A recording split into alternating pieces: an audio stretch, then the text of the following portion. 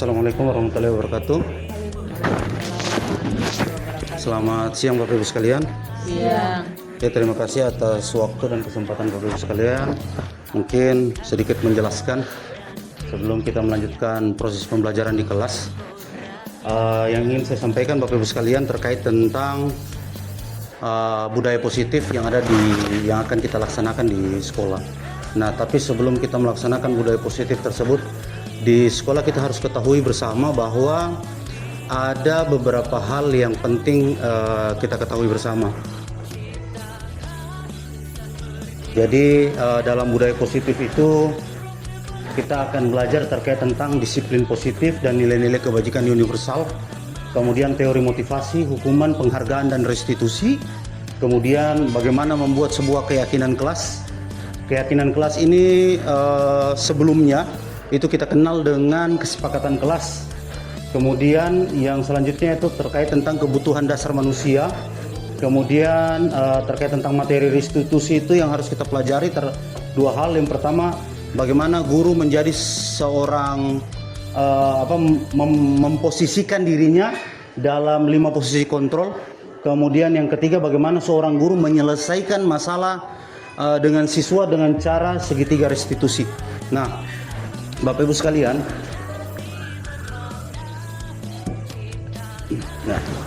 yang pertama ingin saya sampaikan bahwa terkait tentang perubahan paradigma pembelajaran.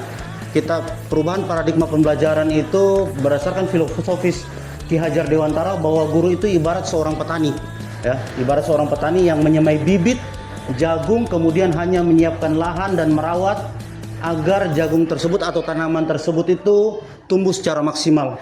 Jadi menurut Ki Hajar Dewantara, kita sebagai seorang guru itu harus menjadi seorang petani yang baik.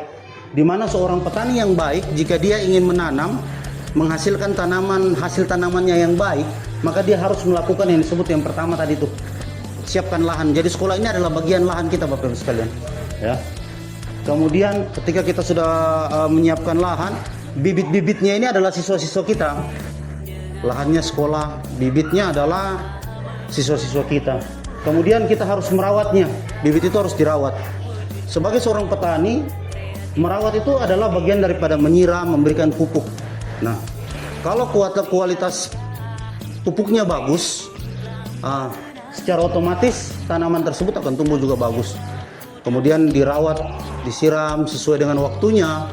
Kalaupun disiram berlebihan juga akan nanti bibitnya itu bisa hancur, akan tidak berguna gitu, atau tumbuhnya tidak maksimal. Nah, inilah yang menurut Ki Hajar Dewantara kita harus menerapkan hal ini di sekolah. Seorang guru itu diibaratkan seorang petani, ya. Ini sudah dijelaskan tadi bahwa seorang guru harus mengusahakan kelas atau sekolah menjadi lingkungan yang menyenangkan. Kita sudah berupaya untuk membuat pojok baca di setiap kelas. Kemudian kita sudah berusaha untuk memperindah lingkungan sekolah. Kita sudah berusaha membuat lapangan sekolah. Tujuannya apa? Agar sekolah itu menjadi nyaman bagi siswa. Nah, gitu. Kemudian menjaga dan melindungi agar karakter murid itu tumbuh dengan baik sesuai dengan kodratnya. Gitu. Nah, kemudian selanjutnya terkait tentang disiplin positif. Disiplin positif yang dimaksudkan adalah disiplin yang muncul dari motivasi internal yang kuat. Jadi siswa itu disiplin bukan karena ada hadiah yang diberikan oleh seorang guru atau ingin mendapatkan penghargaan, tetapi kita harus usahakan bahwa disiplin itu muncul karena motivasi internal dalam diri siswanya, bahwa mereka meyakini jika mereka disiplin, maka mungkin masa depan mereka akan lebih baik. Artinya kita harus ajarkan mereka bahwa disiplin itu bukan hanya sekedar keinginan, tetapi harus menjadi sebuah motivasi yang muncul dari internal. Tujuannya untuk pengembangan diri mereka sendiri. Kemudian selanjutnya adalah menggali potensi diri menuju sebuah tujuan yang bermakna. Mengontrol diri, menguasai diri untuk memilih tindakan sesuai dengan nilai-nilai kebajikan universal. Kemudian nilai kebajikan universal kita misalnya pada P5. Ya, di kelas-kelas saya sudah lihat di kelas 9, kelas berapa kemarin Ibu Mary? Wali kelasnya? Ya, di kelas 9 itu saya lihat P5-nya itu nilai-nilai P5 profil pelajar Pancasila itu 6 nilai profil pelajar Pancasila itu sudah tergantung di kelasnya. Gitu. Maka wali-wali kelas yang tahun ajaran ini saya harapkan kalau setidaknya bisa mencontoh wali-wali kelas sebelumnya. Begitu. Terutama pada setidaknya seharusnya bahkan harus itu di kelas itu harus ada nilai-nilai profil pelajar Pancasila, sehingga siswa tahu bahwa nilai pertama ketuhanan yang Maha Esa, nilai keduanya apa sampai nilai ke-6. Nah, inilah upaya kita untuk menerapkan disiplin positif. Kemudian yang selanjutnya adalah terkait tentang teori motivasi manusia. Jadi menurut Dian Gosen ya, dalam bukunya Rekonstruksi School Disiplin, itu ada 3 alasan motivasi manusia dalam melakukan sesuatu. Yang pertama, menghindari ketidaknyamanan atau hukuman, mendapatkan imbalan atau penghargaan dari orang lain, menjadi orang yang diinginkan, dan menghargai diri sendiri dengan nilai-nilai yang dipercaya. Kita berada pada posisi yang mana, Bapak Ibu sekalian? Coba Pak Ihe saya tanya, menurut Pak Ihe, kenapa Pak Ihe datang tepat waktu? Pak Ihe berada pada posisi yang mana di sini?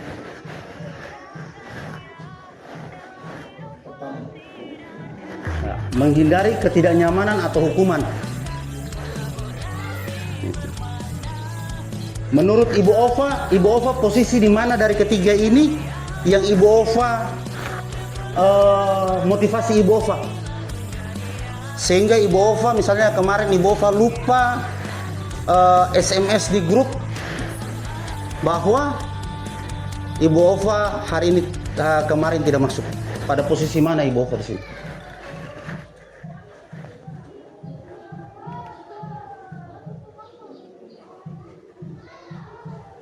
Apakah Ibu Ova pada posisi mana Ibu Ova?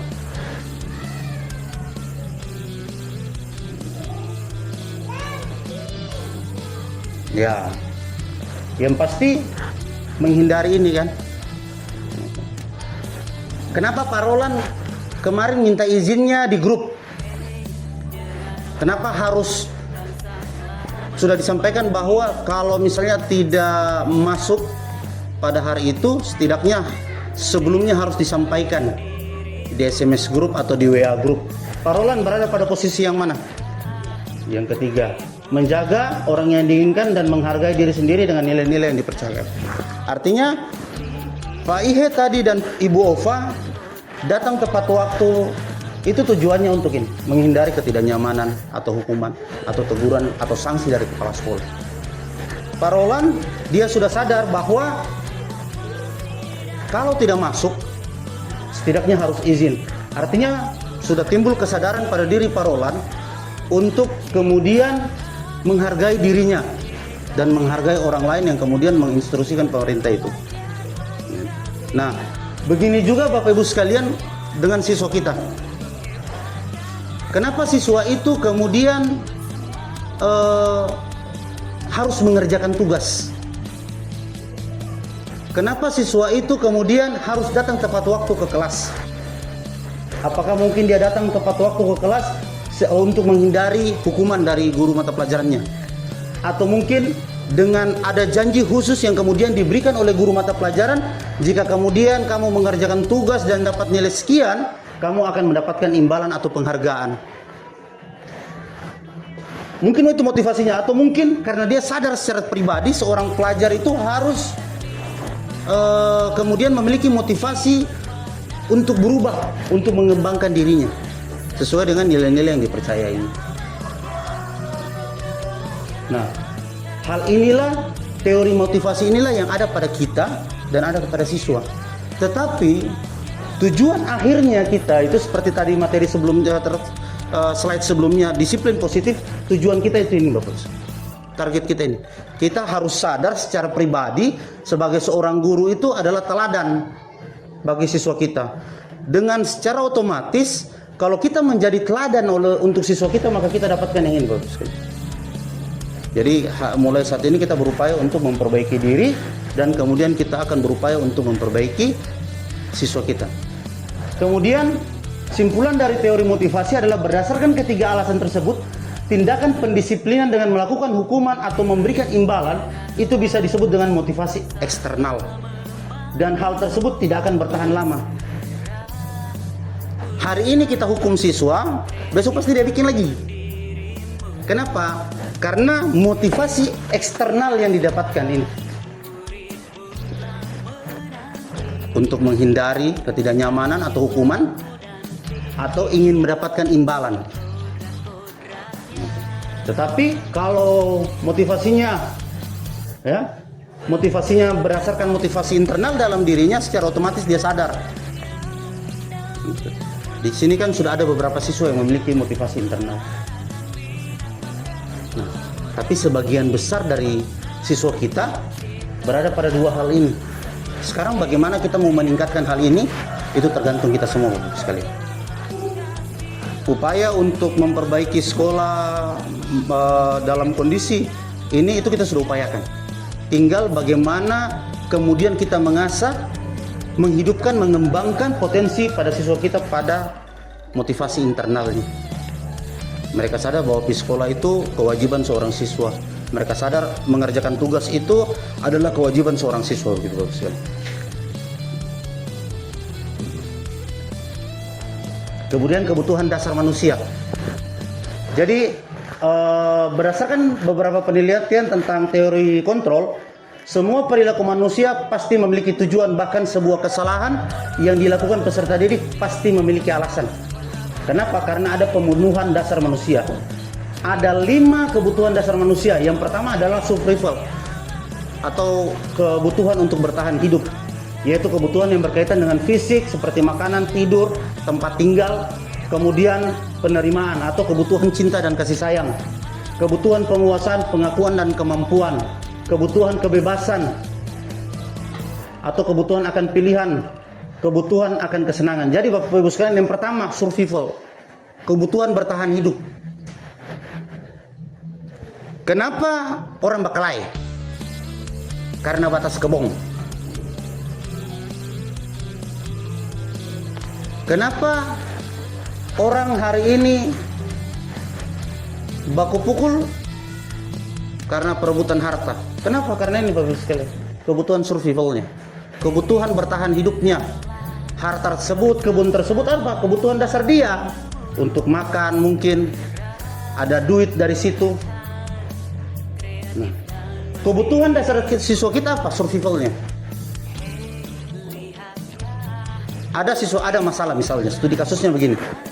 Siswa A setiap kali jam istirahat dia kemudian mengganggu siswa B, ya, atau merebut makanannya siswa B ini, atau mungkin meminta uang palak siswa B ini.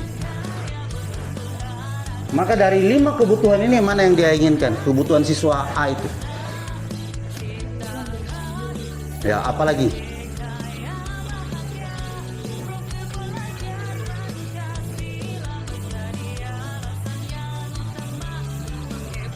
Siswa A mengganggu temannya, merampas makanannya atau meminta duit, uang palak begitu. Maka kebutuhan mana yang kemudian dari 5 ini yang kemudian siswa tersebut inginkan, butuhkan? Tadi Ibu Mary jawab, apa Ibu Mer? Kebutuhan bertahan hidup atau survival. Kemudian apa lagi? Mungkin saja kebutuhan cinta dan kasih sayang. Apalagi? Penguasaan, ingin memiliki pengakuan dan kemampuan. Jadi alasan yang Bapak Ibu sampaikan itu benar. Dia merebut temannya, bisa saja begini Bapak sekalian. Dia merebut temannya atau meminta uang temannya itu karena dia tidak ada uang. Kebutuhan bertahan hidup, dia lapar, dia mau makan. Gitu. Bisa saja. Bisa saja karena penguasaan, seperti yang disampaikan Ibu Susan tadi. Ya. Karena dia ingin diakui bahwa dia siswa paling nakal atau siswa paling kuat di sekolah tersebut. Dengan memberikan contoh tersebut, merampas temannya punya. Kemudian bisa saja siswa ini siswa broken home. Karena masalah di rumah, tidak bisa diatasi, dia datang ke sekolah kemudian melampiaskan masalah di rumah itu dengan hal tersebut. Tetapi untuk mengetahui kebutuhan cinta dan kasih sayang ini, apa yang kita harus lakukan? Bapak Ibu sekalian, apa yang harus kita lakukan? Kita kan tidak tahu nih. Kita tahu siswa tersebut hanya merampas makanan dan uang temannya. Kemudian kita munculkan kebutuhan, oh dia butuh cinta dan kasih sayang. Dari mana kita tahu itu? Ibu Nur jawab itu kenapa? Seperti tadi yang Pak sampaikan, mungkin di rumah ada masalah keluarga, dia datang ke sekolah untuk datang di sekolah melampiaskan itu dengan mencari perhatian dari teman bersama sejawat. Ya, seperti itu ya, Bapak Ibu sekalian. Jadi bahwa hal tersebut bisa dilakukan atau kita guru bisa ketahui caranya bagaimana. Kita panggil siswa itu, kita tanyakan dia mengapa dia melakukan hal tersebut. Dari wawancara dengan siswa tersebut, bisa saja siswa tersebut curhat. Kemudian bahwa dia mengatakan bahwa dia ternyata anak ini butuh perhatian dari orang tuanya. Pelampiasan dari rumah yang dia lakukan, dia perbuat di sekolah. Sekalian ya. Nah, jadi 5 kebutuhan dasar ini, kita sebagai ini bukan kebutuhan dasar siswa, tetapi kebutuhan dasar manusia. Jadi kita sebagai guru juga, kenapa hari ini kita datang kerja di sekolah? Ya karena ini survival. Kita kerja keras itu tujuannya untuk survival. Tujuannya apa lagi? Untuk ini Bapak sekalian, cinta dan kasih sayang. Kita ada uang, kita bisa bahagiakan keluarga kita. Jadi kebutuhan ini semuanya itu siswa juga alami, kita juga alami. Jadi bagaimana menempatkan posisi kita? Maka kita selanjutnya materi terkait tentang posisi kontrol restitusi. Jadi masih menurut Dian Gosen, ya, mengumumkakan atau mengatakan bahwa guru perlu meninjau kembali penerapan disiplin di dalam ruang-ruang kelas mereka selama ini. Apakah telah efektif? Apakah berpusat dan memerdekakan dan memandirikan murid? Jadi ini pertanyaannya Gosen. Apakah siswa kita di kelas itu telah efektif? Proses pembelajaran kita itu sudah efektif belum? Materi yang diberikan oleh guru itu sudah efektif belum? Daya tangkap siswanya sudah efektif belum? Media dan model pembelajaran yang kita gunakan di kelas itu sudah efektif atau belum? Apakah pembelajaran kita itu berpusat atau berpihak kepada murid? Jadi kita harus kemudian introspeksi diri terkait tentang apa yang menjadi pertanyaan, apa yang menjadi pernyataan oleh Dian Gosen ini. Kemudian apakah siswa kita sudah merdeka? Dan kemudian apakah kita sudah memandirikan murid tersebut? Bagaimana dan mengapa? Pertanyaannya Gosen. Berdasarkan teori motivasi tadi, penerapan disiplin di sekolah harus dilakukan dengan alasan yang ketiga, pengakuan akan kemampuan. Siswa melakukan kebaikan sesuai dengan keyakinan kelas atau nilai-nilai yang sudah tertanam dalam dirinya, atau motivasi internal. Motivasi internal lebih berjangka panjang dan membuat siswa semakin kuat akan karakternya. Jadi Bapak Ibu sekalian, kalau kemudian kita memotivasi siswa, maka cenderung siswa tersebut akan kuat dari sisi karakternya. Bagaimana caranya kita memotivasi siswa? Ceritakan pengalaman Bapak Ibu sekalian. Pengalaman tersebut dapat memperkuat keyakinan mereka bahwa belajar sebagai siswa itu penting. Ceritakan pengalaman Bapak Ibu tentang kegiatan-kegiatan yang Bapak Ibu ikuti yang kemudian dapat meningkatkan potensi Bapak Ibu sekalian, sehingga siswa tersebut termotivasi untuk mau melakukan hal tersebut. Sehingga apa? Sehingga ini yang kita inginkan, karakter siswanya semakin kuat. Kenapa? Karena nilai-nilai universalnya sudah tertanam di dalam dirinya. Salah satu nilai-nilai universal itu Misalnya tadi profil pelajar Pancasila, 6 profil pelajar Pancasila. Makanya itu tadi saya sampaikan bahwa profil pelajar Pancasila itu setidaknya ditempel di dalam kelas, sama seperti yang dilakukan di kelasnya Ibu Mary. Dalam RPP kita atau modul ajar guru juga itu kan diminta dimensi profil pelajar Pancasila ditaruh. Pada materi itu profil pelajar mana yang kemudian diinginkan. Begitu juga pada penguatan proyek P5 kita. Pada proyek yang kita laksanakan di sekolah itu atau kita agendakan, penguatan proyek mana yang kemudian diinginkan. Jadi penerapan profil pelajar Pancasila itu pada dimensinya itu dia kena begitu, karakter mana yang diinginkan.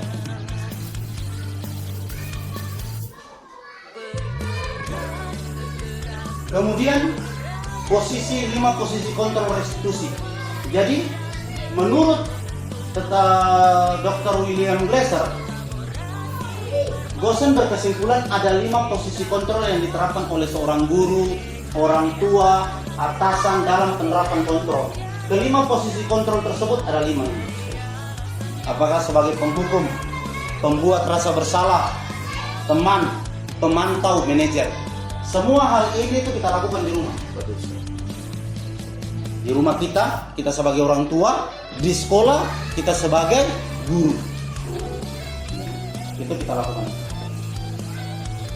Sedangkan dari 5 posisi tersebut, ya kita berada pada posisi yang mana? Anak kita tidak belajar di rumah. Pada posisi mana yang kita lakukan? Anak kita tidak belajar di rumah. Masalahnya anak kita tidak belajar di rumah. Dari 5 posisi kontrol tersebut, kita bertindak pada posisi kontrol yang mana, Bapak Ibu sekalian? Saya tidak mungkin tanya Ibu Susan belum punya anak. Ibu Mary, Fabio tidak belajar di rumah. Pada posisi kontrol mana Ibu Mary? Mana? Teman. Berarti Ibu Mary panggil dia, posisinya bagaimana tuh kalau teman menurut Ibu Mary? Bersikap sebagai teman sebaya, mengajarkan belajar. Ya, bersikap sebagai teman sebaya untuk mengajarkan dia. Oke. Nah, terkadang kita Bapak Ibu sekalian kita sebagai penghukum, ya, bertindak sebagai penghukum. Anak tidak belajar kita hukum. Ini posisi kita. Tapi nanti kemudian dijelaskan seperti apa sih contohnya. Misalnya pada posisi yang pertama, posisi penghukum. Seorang penghukum biasa bisa menggunakan hukuman fisik atau hukuman verbal. Anak-anak terlambat, datang pas Ibu Susan apel, Ibu Susan koleto, dompet puruk. Itu juga bagian daripada posisi penghukum. Orang-orang yang menjalankan posisi penghukum senantiasa mengatakan bahwa sekolah memerlukan sistem atau alat yang dapat lebih menekan murid-murid lebih dalam lagi. Sebelum saya jadi calon guru penggerak Bapak Ibu sekalian, posisi penghukum ini biasa saya lakukan. Kenapa? Hukuman itu adalah bagian daripada posisi seorang guru mengontrol siswanya. Tapi setelah saya jadi calon guru penggerak, saya dapat materi ini. Saya rasa bagaimana ya? Rasa lain-lain begitu.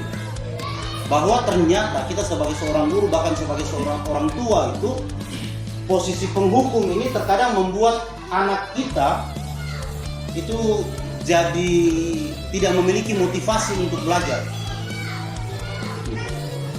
Misalnya kata-katanya guru, patuhi aturan saya atau awas ya. Awas ya kalau tidak mengerjakan tugas, ya begitu Ibu Nur? Ya. Kamu selalu saja salah, pokoknya katanya guru tersebut selalu menghakimi secara verbal bahkan secara fisik. Jadi apakah kita sebagai penghukum? Nah itu kita introspeksi diri. Kemudian pembuat rasa bersalah, apakah kita posisi ini Bapak Ibu sekalian? Pada posisi ini biasanya guru akan bersuara lebih lembut Pembuat rasa bersalah akan menggunakan keheningan dan membuat orang lain merasa tidak nyaman, bersalah atau rendah diri. Kata-kata yang keluarnya dengan lembut seperti, ibu saya kecewa sekali dengan kamu. Berapa kali bapak harus memberitahu kamu? Gimana coba kalau orang tua kamu tahu perbuatan kamu? Kita terkadang menggunakan ini bagus sekali loh, pembuat rasa. Di posisi ini murid akan memiliki penilaian diri yang buruk tentang diri mereka. Jadi ketika kita lakukan hal tersebut, siswa itu merasa ternyata saya ini seperti ini, kurang bagus begitu. Ternyata saya itu anak yang tidak baik begitu. Nah, kemudian posisi teman seperti yang disampaikan oleh Ibu Mary tadi. Guru pada posisi ini tidak akan menyakiti murid, namun akan tetap berupaya mengontrol murid melalui persuasif. Posisi teman pada guru biasanya negatif. Ini benar. Bisa negatif ataupun positif. Posisi positif di sini berupa hubungan baik yang terjalin antara guru dan murid. Guru di posisi teman menggunakan hubungan baik dan humor untuk mempengaruhi teman. Jadi posisi teman yang kita lakukan kepada siswa dan anak kita di rumah itu bisa berdampak dua hal. Bisa berdampak negatif dan bisa berdampak positif. Berdampak positifnya seperti ini, ada hubungan yang baik antara komunikasi yang baik. Tetapi negatifnya seperti apa Bapak Ibu sekalian? Karena siswa kita menganggap kita temannya, maka tidak ada proses menghargai guru. Ini terjadi di kota-kota, banyak terjadi di kota-kota. Tapi di pedesaan itu siswa seperti kita di sini itu siswa kita masih menghargai kita sebagai gurunya.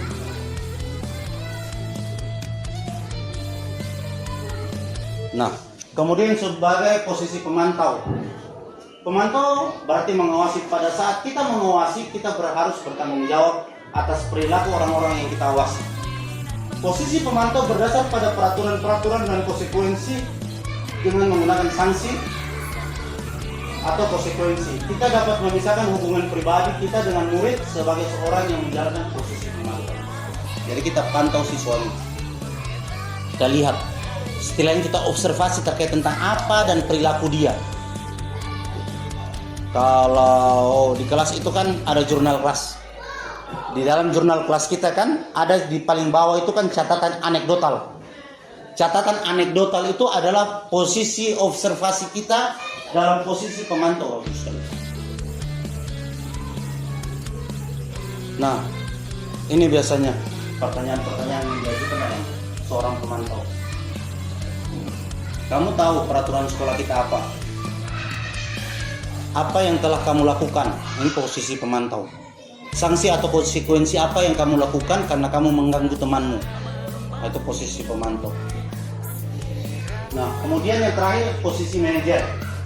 Posisi manajer adalah posisi di mana guru berbuat sesuatu bersama dengan muridnya, kemudian mempersilahkan muridnya mempertanggungjawabkan perilakunya. Mendukung muridnya agar dapat menemukan solusi atas permasalahannya sendiri. Bila kita menginginkan murid-murid kita menjalani manusia yang merdeka, mandiri dan bertanggung jawab, maka kita perlu mengacu kepada restitusi yang dapat menjadikan murid kita seorang manajer bagi diri sendiri. Murid diajak untuk menganalisis kebutuhan dirinya maupun kebutuhan orang lain. Jadi cara yang pendekatannya adalah pendekatan restitusi. Tujuannya apa? Kita ajak siswa agar dia menyadari kebutuhan dirinya, kemudian kebutuhan orang lain. Mengapa kamu melakukan hal tersebut? Apakah ada hal khusus kamu melakukan hal tersebut? Apa dampak dari perbuatanmu terhadap dirimu dan orang lain? Misalnya pertanyaan manajer itu seperti itu. Apa yang kamu yakini misalnya dari keyakinan kelas? Jadi misalnya dia telah melanggar keyakinan kelas, maka ditanyakan itu apa yang telah kita sepakati bersama dalam keyakinan kelas, untuk kemudian merefresh dia, menyadarkan dia kembali bahwa ada kesalahan dari apa yang dia lakukan. Kemudian apakah kamu meyakini? Jika kamu meyakini, apa yang harus apakah kami bersedia memperbaiki. Jadi dibuat dia untuk menyadari perbuatannya dan bagaimana kemudian cara dia menyelesaikan masalahnya. Kemudian ketika apa rencana kami dalam memperbaiki hal tersebut. Jadi tugas seorang manajer bukan untuk mengatur perilaku seseorang, kita membimbing murid untuk dapat mengatur dirinya. Seorang manajer bukan memisahkan murid dari kelompoknya, tetapi kemudian mengembalikan murid tersebut ke dalam kelompoknya. Kalau dia melakukan kesalahan, bukan berarti dia bukan bagian dari kelompoknya. Kita harus berupaya mengembalikan dia kepada lingkungan teman-temannya. Dengan cara apa? Membuat dia sadar terkait tentang apa yang telah dia lakukan. Nah, jadi posisi kontrol guru yang terbaik adalah posisi seorang manajer. Jadi kita berupaya untuk melakukan hal itu. Nah, dalam posisi kita sebagai manajer, ya, ada 3 kebutuhan restitusi. Ya, ada 3 apa tadi? Budaya kontrol.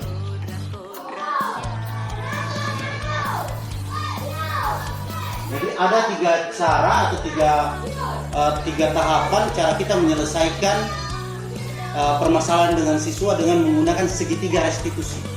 Yang pertama adalah menstabilkan identitas. Yang kedua adalah memvalidasi tindakan yang salah. Yang ketiga adalah menanyakan keyakinan. Ini 3 tahapan dalam segitiga restitusi.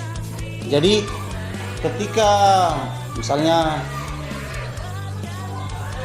saya kasih tonton.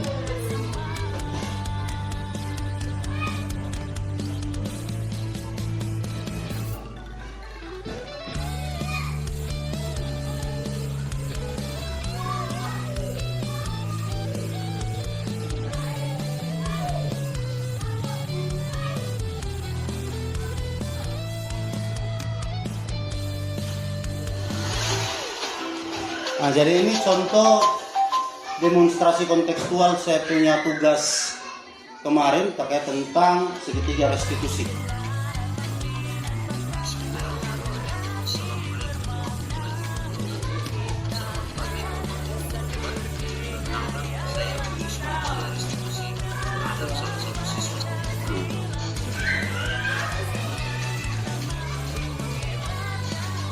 Jangan perhatikan kopinya ya.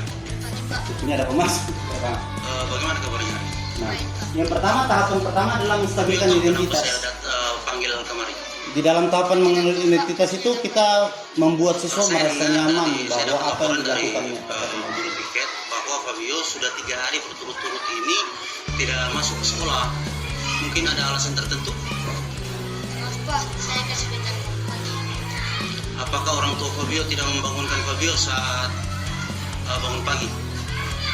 Saya sudah membangun saya Pak, tapi ya saya yang tidak karena saya merasa mengantuk sekali. Beberapa hari kemarin saya ikut jadi hari saya kasih bintang.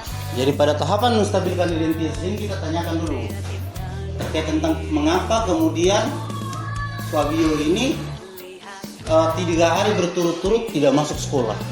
Ternyata dari situ dia ceritakan bahwa beberapa hari sebelumnya itu dia nonton bola. Ya, terima kasih karena Fabio sudah jujur dalam hal ini. Tapi yang harus Fabio ketahui bahwa setiap dari kita itu pernah lalai. Ya, pernah melakukan. Kemudian menyatakan bahwa apa yang diperbuat oleh dirinya itu telah pernah diperbuat oleh orang lain. Artinya bukan berarti satu-satunya siswa yang kemudian bersalah dalam hal ini. Bahwa setiap orang itu pernah melakukan kesalahan,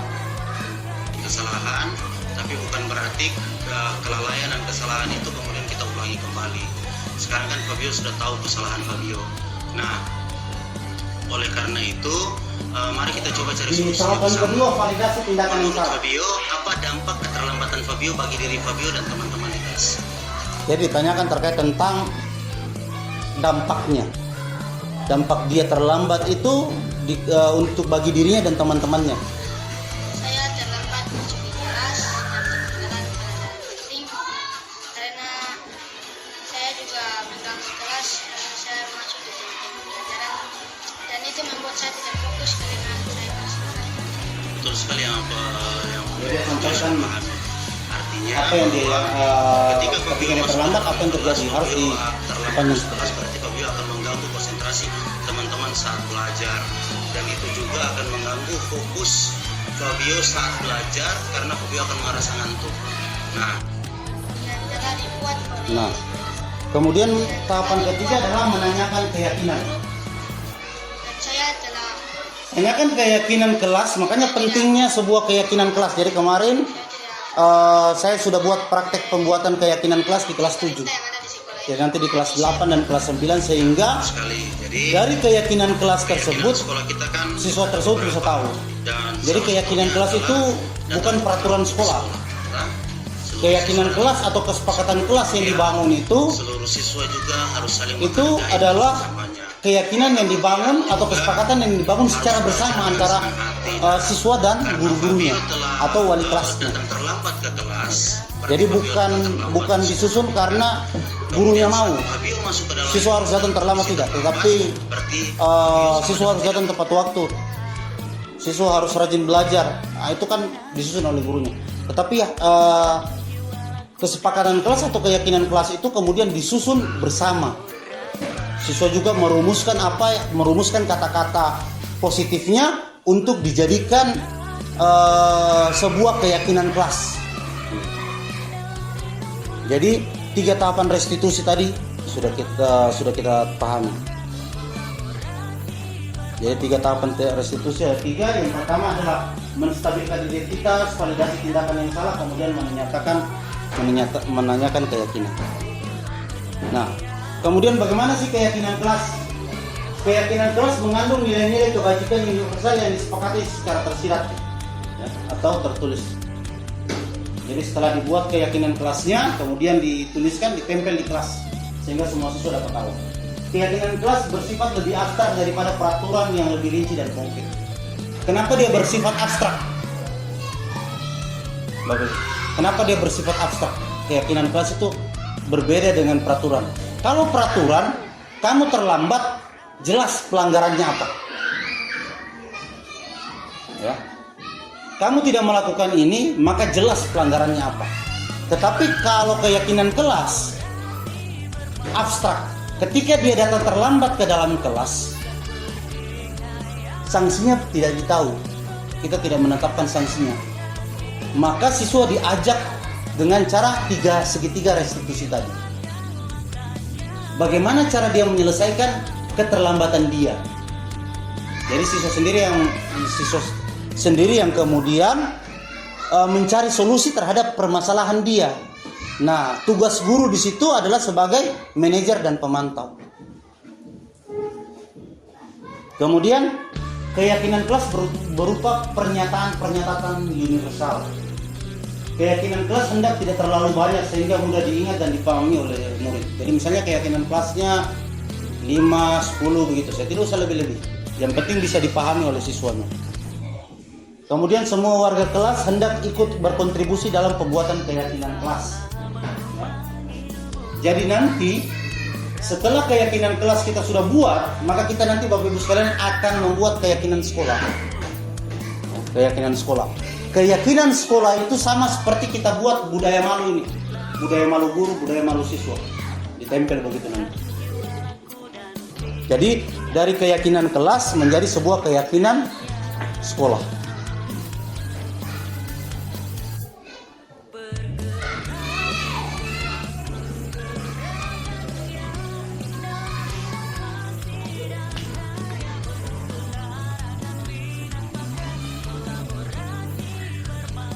Oke. Nah ini tadi yang kita jelaskan, saya jelaskan terkait tentang segitiga restitusi. Jadi dalam segitiga restitusi itu adalah segitiga dalam penyelesaian masalah siswa.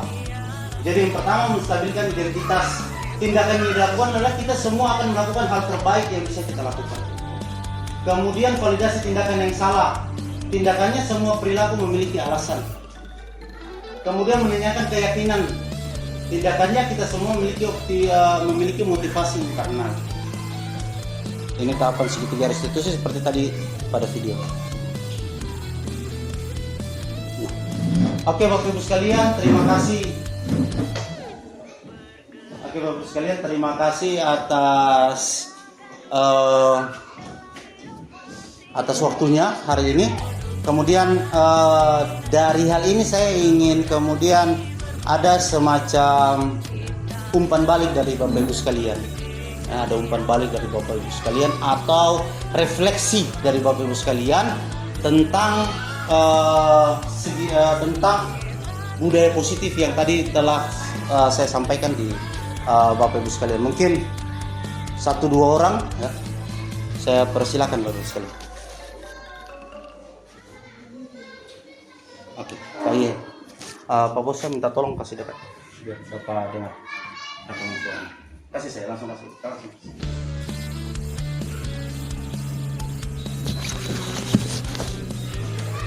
Ya, terima kasih atas kesempatan yang diberikan kepada saya. Di sini saya berpendapat tentang budaya positif di sekolah, yaitu nilai-nilai atau kebiasaan-kebiasaan di sekolah yang berpihak pada peserta didik agar mereka dapat berkembang menjadi pribadi yang penuh hormat dan bertanggung jawab. Contohnya bersikap sopan,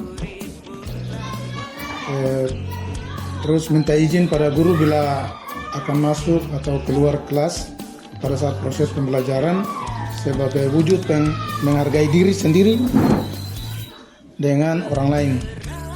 Terus yang berikut kebiasaan budaya antrian. Dan yang terakhir melaksanakan kerja bakti membersihkan lingkungan sekolah dengan siswa lain atau dengan guru. Mungkin itu, terima kasih Pak. Terima kasih. Yang lain orang dari ibu sekarang mungkin Ibu Mary, Ibu Nur.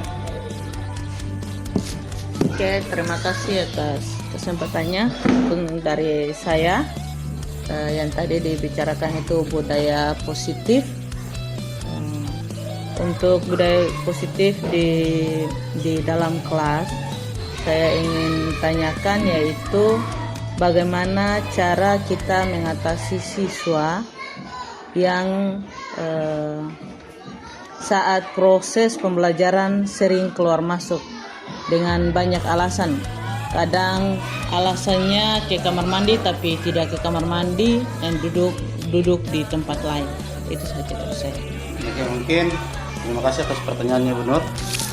Jadi Bu Nur tanyakan bagaimana cara kita mengatasi siswa yang kemudian saat proses pembelajaran di kelas siswa tersebut itu sering keluar masuk ya, sering keluar masuk di kelas, kemudian izinnya dia ke kamar kecil tetapi padahal dia tidak ke kamar kecil gitu.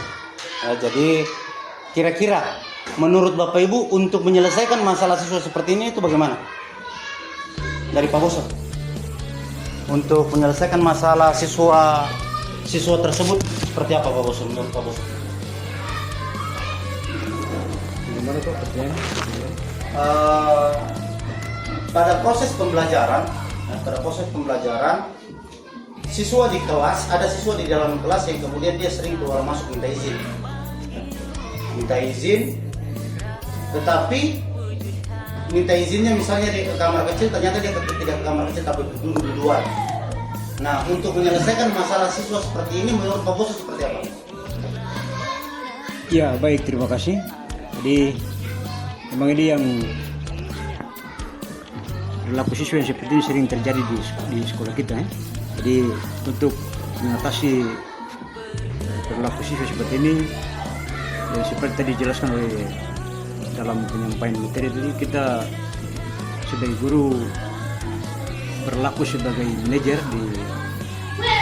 di kelas tersebut sehingga kita bisa menyampaikan atau memotivasi siswa tersebut sehingga dalam kegiatan-kegiatan kita saksikan pada tayangan tersebut menempatkan posisi kita sebagai posisi manajer. Jadi kita harus menerapkan segitiga institusi kepada siswa tersebut dengan melakukan tadi. Kita panggil dia, kita tanyakan, atau kemudian masalah tersebut bisa kemudian Ibu Nur sampaikan di wali kelasnya, atau mungkin di bagian kesiswaan sehingga ada tindakan restitusi yang dilakukan kepada siswa tersebut. Tetapi paling baiknya jika dilakukan oleh guru mata pelajarannya langsung. Kenapa? Karena guru mata pelajarannya yang kemudian merasakan hal yang kemudian dilakukan oleh siswa tersebut. Jadi selain itu solusinya mungkin membuat kesepakatan kelas atau keyakinan kelas tersebut. Jadi wali kelas harus membuat keyakinan kelas dengan siswa, sehingga setiap guru yang masuk itu sudah bisa membaca, oh ternyata di kelas 7 ini atau kelas 8 dan kelas 9 keyakinan kelasnya ini, sehingga ketika ada siswa melakukan hal tersebut, nah berarti dia telah melanggar keyakinan kelas yang telah disepakati. Maka ketika ada siswa tersebut, berarti penerapan yang dilakukan adalah penerapan segitiga restitusi. Pola yang dilakukan oleh guru adalah pola kontrol sebagai manajer. Begitu mungkin Ibu Nur, bisa dipahami? Oke, terima kasih. Oke, mungkin ada lagi? Pak Ige tadi, apa yang disampaikan oleh Pak Ige tadi itu masuk ke apa? Kesimpulan apa dari apa yang kemudian Pak Ige pahami tentang budaya positif. Jadi terima kasih juga Pak Ige tadi atas penyampaian terkait tentang budaya positif dan seperti yang dilakukan oleh Pak Ige tadi, sampaikan oleh Pak Ige tadi bahwa bergotong royong membersihkan lingkungan sekolah itu adalah bagian daripada budaya positif yang dilakukan di sekolah. Tujuannya apa? Agar siswa menyadari pentingnya kebersihan, pertama, menyadari terkait tentang nilai kemandirian. Penting itu saja ya. Yang sampaikan tadi Pak Ige teruskan. Oke, baik, close untuk kita semua Pak. Oke, terima kasih atas waktu dan kesempatannya pada hari ini berbicara kurang lebih 45 menit. Dan jika kemudian apa yang saya sampaikan itu dapat bermanfaat untuk kita semua, mudah-mudahan kita bisa terapkan di kelas kita dan kita secara bersama. Artinya kita mencoba menepis terkait tentang budaya timur, bahwa budaya timur itu orangnya keras-keras, maka pola pendidikannya juga harus keras. Jadi pola inilah yang kemudian coba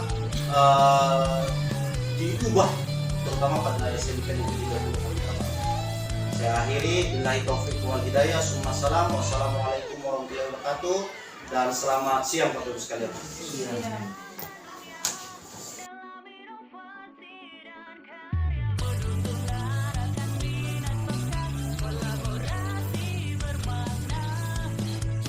Bismillahirrahmanirrahim. Assalamualaikum warahmatullahi wabarakatuh.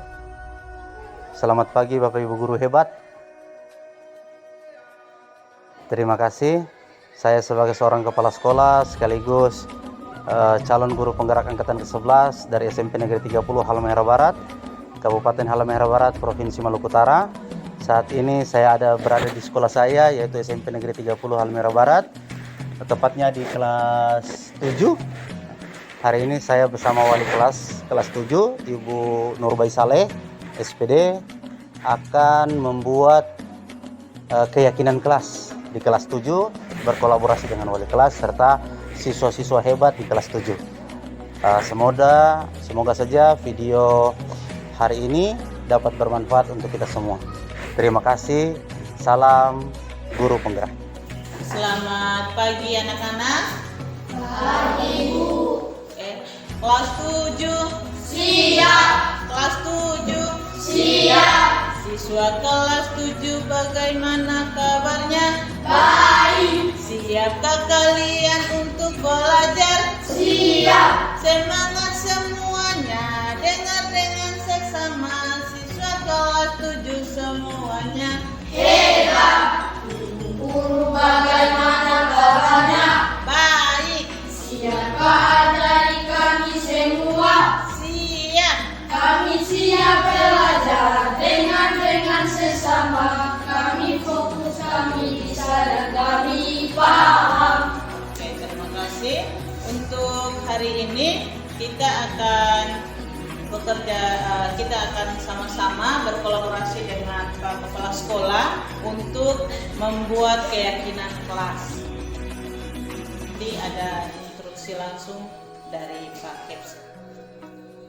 Oke, terima kasih Bu Nur. Oke, assalamualaikum warahmatullahi wabarakatuh. Selamat pagi. Salam. Nah, jadi kalau Pak bilang selamat pagi, kalian jawabnya pagi, pagi, pagi, semangat. Bisa? Bisa. Paginya 3 kali. Pagi, pagi, pagi, semangat. Siap? Selamat pagi. Pagi, pagi, pagi, semangat. Harus angkat tangannya.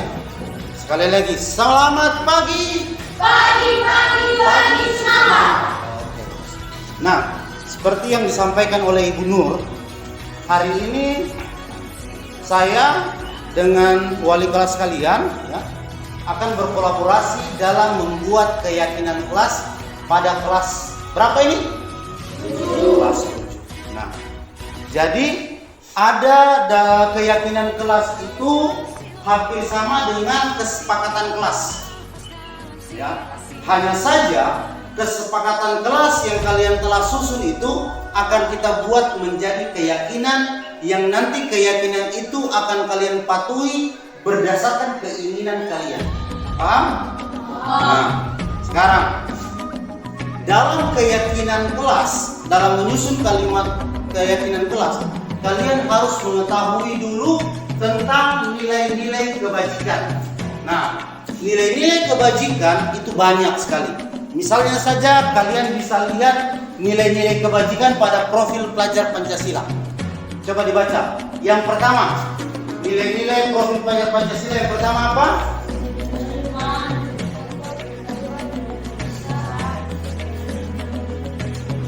Ya, beriman, bertakwa kepada Tuhan yang Maha Esa dan berakhlak mulia. Kemudian yang kedua apa? Mandiri. Yang ketiga, bernalar kritis. Yang keempat, berkebinekaan global. Yang selanjutnya, bergotong royong. Terakhir, dan ini adalah nilai-nilai kebajikan pada profil pelajar Pancasila. Ada juga nilai kebajikan pada sikap murid, pada sikap. Nah, ayo, yang pertama apa? Kemudian rasa hormat, selanjutnya integritas, selanjutnya mandiri, terus ya sampai pada kerjasama, percaya diri dan komitmen. Ada juga nilai-nilai kebajikan pada 9 pilar karakter. Ya, ada 9 karena 9 ini 9 pilar karakter. Yang pertama apa? Cinta Tuhan dan segenap ciptaannya. Kemudian yang kedua, kemandirian dan tanggung jawab. Baru kejujuran atau amanah, diplomatis, hormat dan santun. Selanjutnya, dermawan, suka menolong dan gotong royong, percaya diri, kreatif, bekerja keras, kepemimpinan, keadilan, baik, rendah hati, toleransi, kedamaian, kesatuan. Itu adalah bagian-bagian daripada nilai-nilai kebajikan. Ada juga the 7 essential virtue.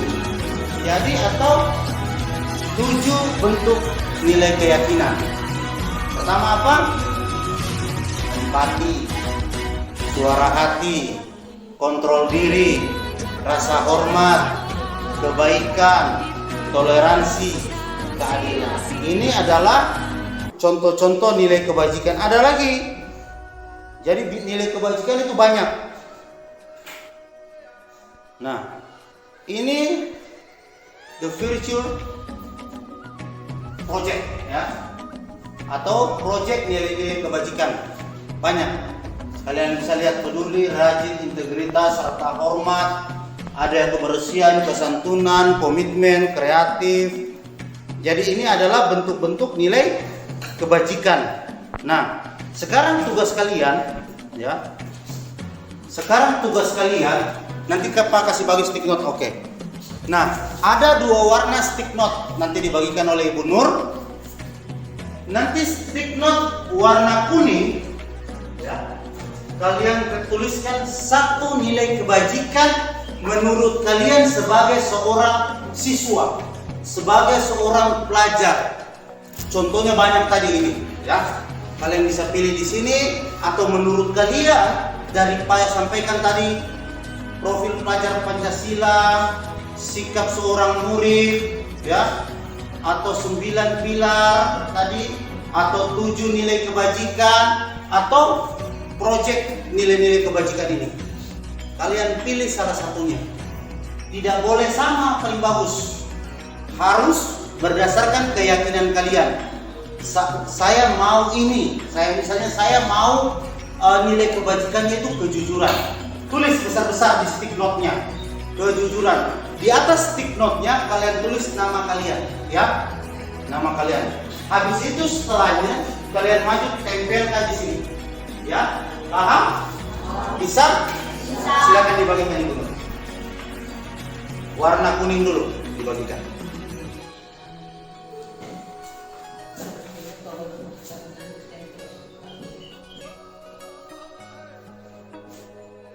Yang sudah dibagikan langsung saja ditulis.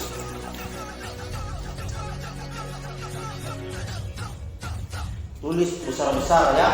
Nilai kebajikannya itu ditulis besar-besar. Misalnya kejujuran, tulis besar-besar kejujuran. Misalnya disiplin, tulis besar-besar disiplin. Nama kalian bisa kalian pakai nama depannya saja. Kalau nama kalian terlalu panjang, nama. Silakan ditulis.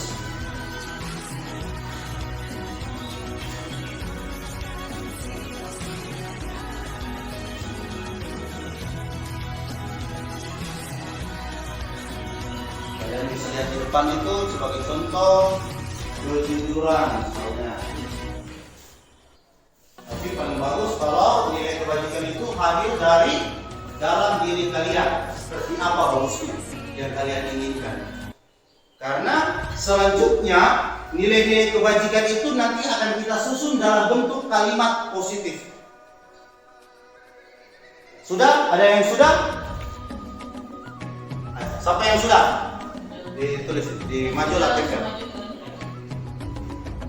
Ayo.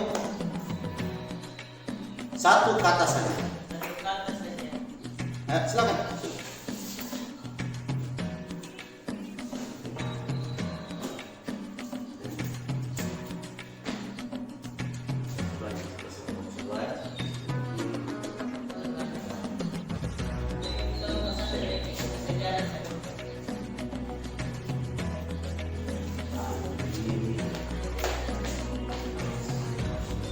Ya, yang lain.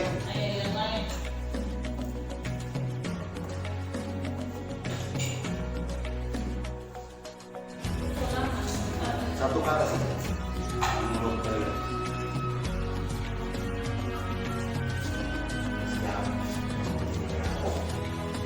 Oke, siapa lagi?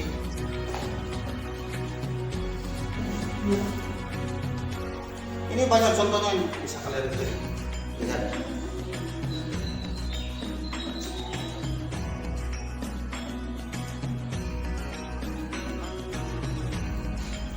Meisel ya, Meisel sudah, Andini sudah, Astrid sudah.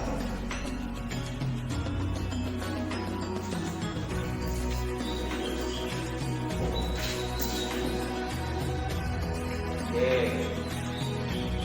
Gabriel sudah. Tempel di bawah sini.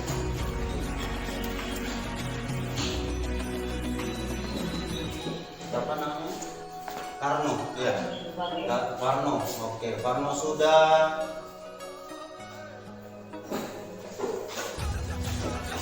Terbalik. Benar, tukar. Dia terbalik tulisnya. Lihat ini tempelannya di atas ya. Tempelan di belakang.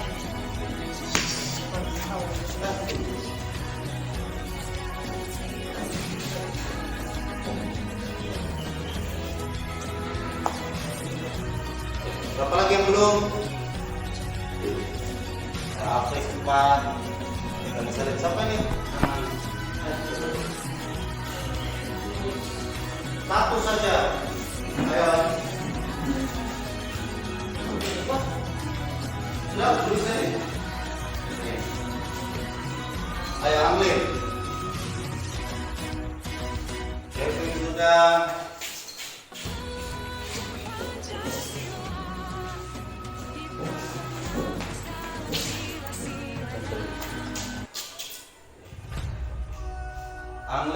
sudah.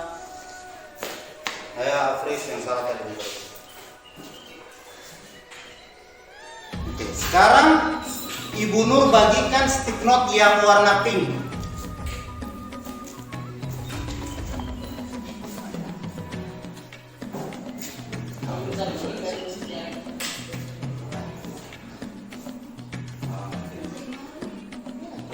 Tulis nama lagi. Nah, stick note yang Ibu Nur bagikan warna pink akan kalian buat menjadi kalimat positif. Ya, kalimat positif dari nilai-nilai kebajikan ini. Tadi kalian pilih misalnya tadi Meisel, pilih peduli. Nah, peduli ini Meisel susun menjadi kalimat positif. Misalnya, saya sebagai siswa harus peduli saat berada di sekolah maupun di rumah. Jadi ingat tadi kalian pilih siapa? Pilih apa? Andini pilih sopan santun. Astrid pilih tanggung jawab. Gabriel pilih percaya diri. Parno pilih baik hati. William pilih gotong royong. Louis pilih rajin belajar.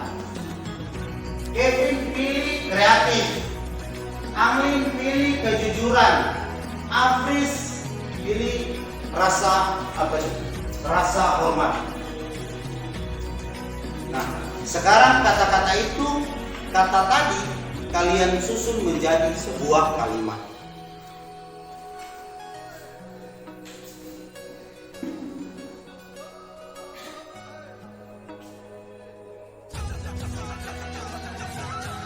Nah, misalnya ini. Tanggung jawab. Saya bertanggung jawab atas tugas pekerjaan saya. Saling menghormati.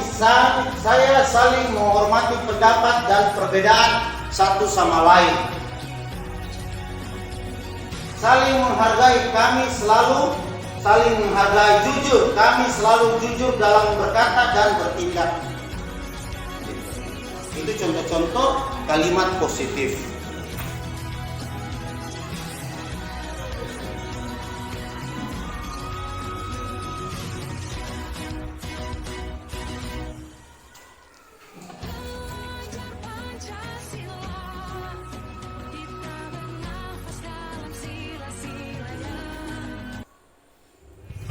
Yang sudah silakan ditulis.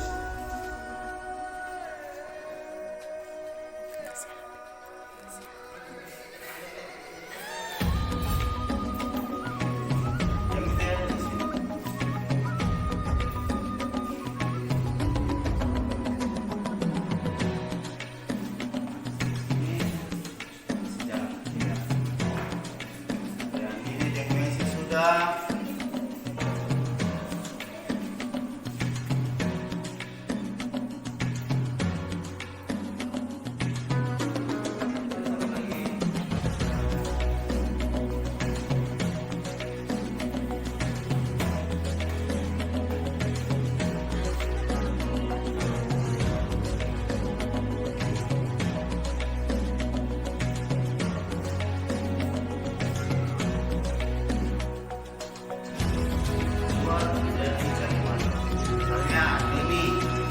Saya sebagai siswa harus sopan di sekolah maupun di rumah. Excel. Saya sebagai siswa harus jujur setiap kondisi apapun.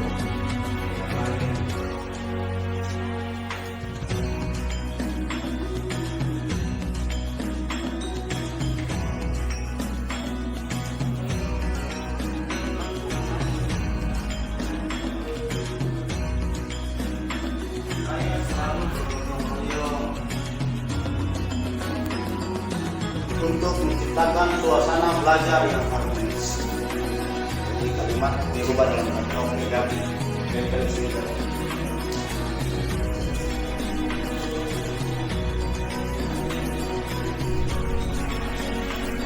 Jadi saya sebagai siswa harus percaya diri di sekolah maupun di rumah. Oke, bagus.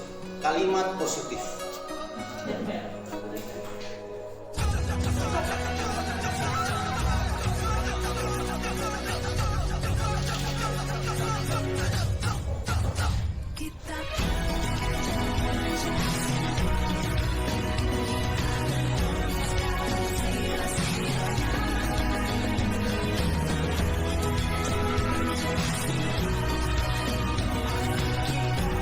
Ya, Bebel.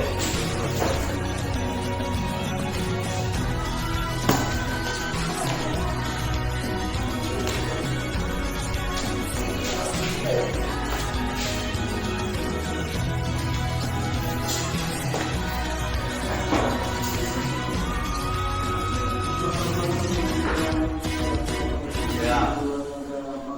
Kevin, saya selalu kreatif di sekolah maupun di rumah. William, saya saling apa ini? Membagi apapun. Apa tadi William? Baik hati, bukan? Oke, gotong royong.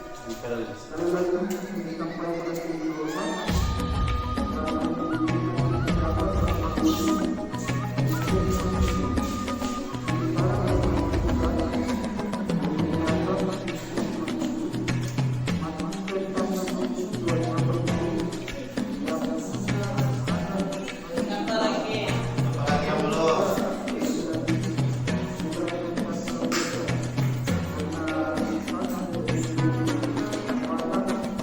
Ayo.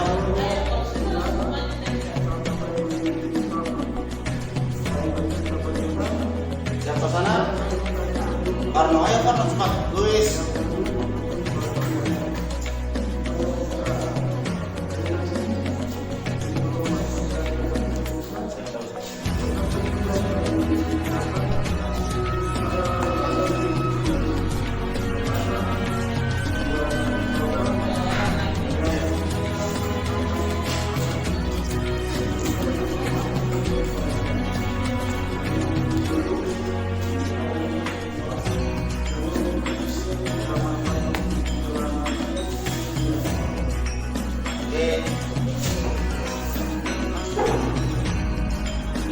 Kalian sudah menyusun kalimat positifnya.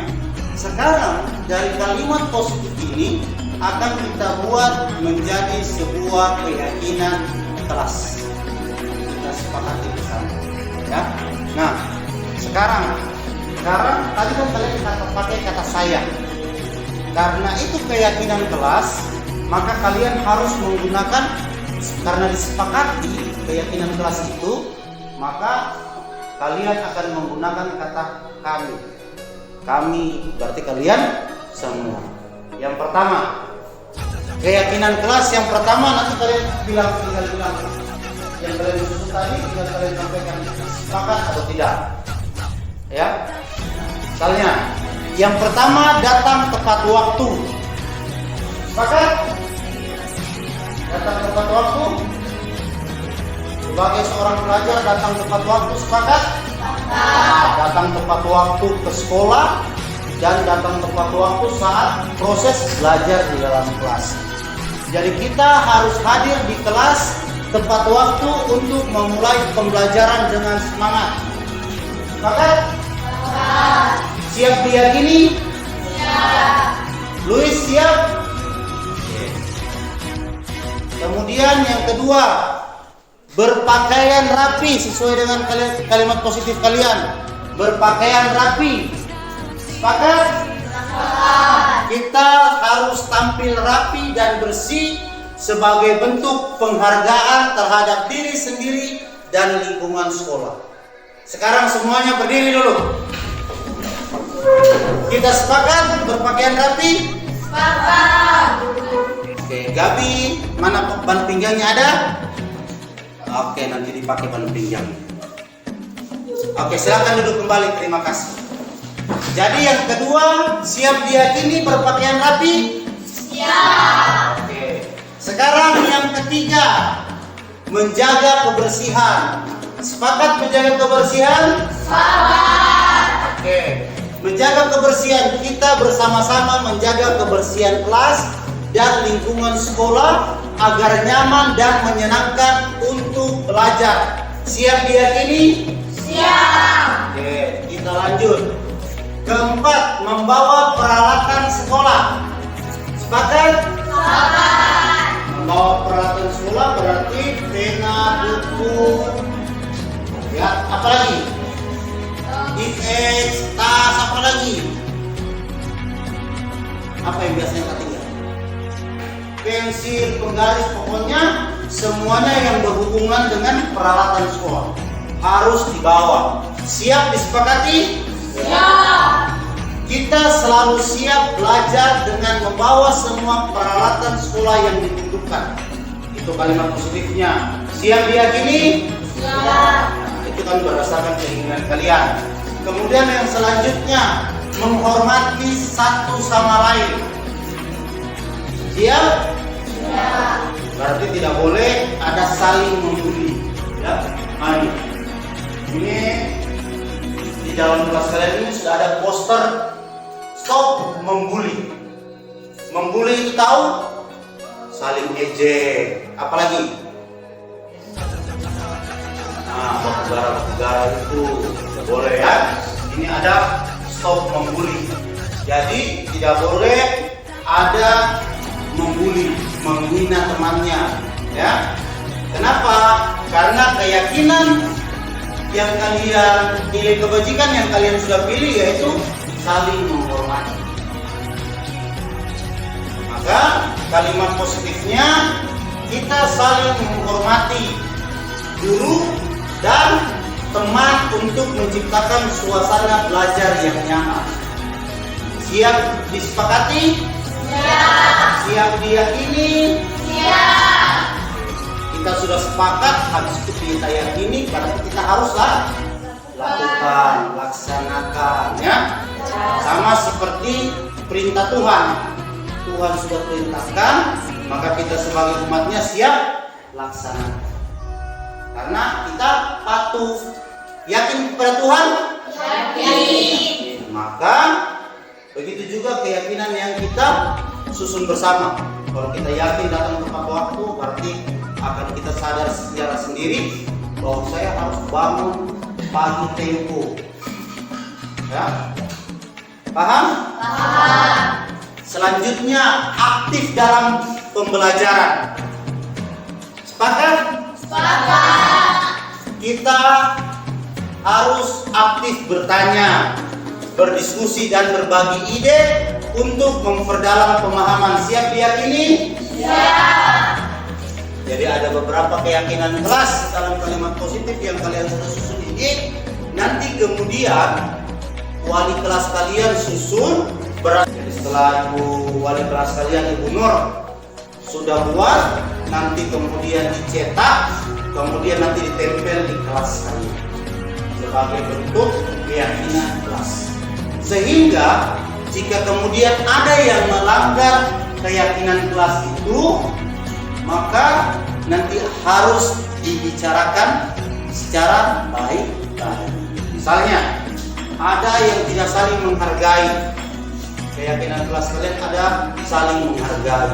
Kemudian antara satu sama lain ada saling mengejek. Berarti teman-teman yang lain harus saling mengingatkan bahwa keyakinan kelas kita tidak boleh saling membuli, harus saling menghargai. Bisa dipahami bersama? Bisa. Selamat pagi. Pagi, pagi, pagi. Semangat. Selamat pagi. Pagi, pagi, pagi. Semangat. Jadi keyakinan kelas kalian hari ini kita sudah susun bersama. Siap nanti dicetak. Kemudian keyakinan kelas yang kita susun bersama tadi, ya, dalam bentuk nilai positif, nilai kebajikan, menjadi kalimat positif. Nanti kemudian sekolah akan susun keyakinan sekolah. Kalau keyakinan sekolah itu berarti bukan hanya kalian, siswa, tetapi guru juga. Misalnya, yang keyakinan pertama tadi datang tepat waktu. Berarti guru dan siswa harus datang tepat waktu.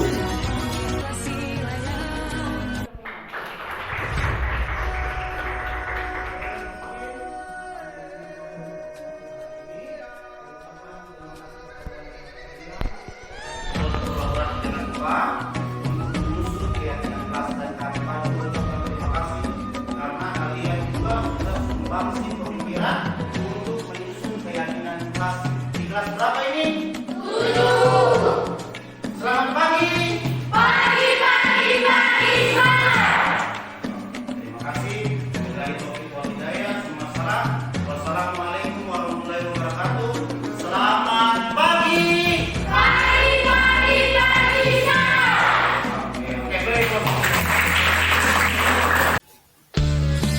Bapak Ibu guru hebat, di sekolah kami tengah menumbuhkan budaya positif yang hangat dan inklusif. Dengan menerapkan nilai-nilai seperti saling menghormati, kerjasama, dan tanggung jawab, kami ingin menciptakan lingkungan belajar yang nyaman dan inspiratif bagi seluruh siswa. Perubahan kecil seperti senyum, sapa, dan ucapan terima kasih telah membawa dampak besar dalam menciptakan suasana sekolah yang lebih positif. Terima kasih telah menyaksikan video diseminasi budaya positif dan praktik pembuatan keyakinan kelas pada SMP Negeri 34 Barat. Semoga video ini dapat bermanfaat. Salam guru penggerak, bergerak, tergerak, dan menggerakkan.